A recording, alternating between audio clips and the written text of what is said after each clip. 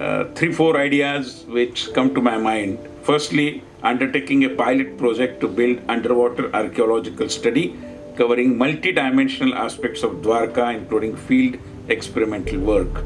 I think we can definitely work on that, and whatever support that you may require from the departments in Delhi, you can count upon my little help, and we will certainly work together on this.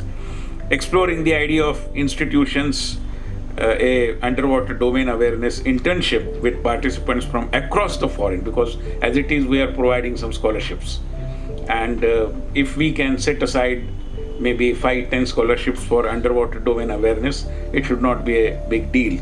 And therefore do approach in a systematic manner, formally, to not only we but the department, the Ministry of External Affairs as well. I'm sure they would be accepting this proposition.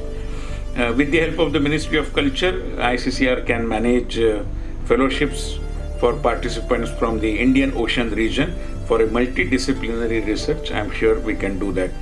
Lastly, I believe the commonality, as I perceive as a student of history and social science, is in the entire Indian Ocean region or the Mosam countries.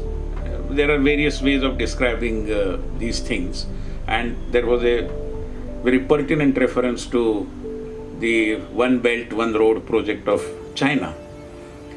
I think our response to One Belt, One Road could be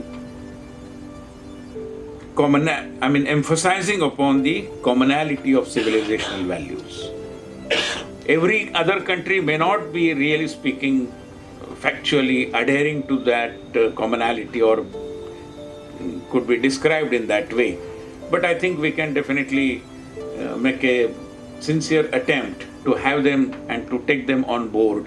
And this commonality of civilizational values perhaps can provide us some kind of a platform on which we can bring all these people together.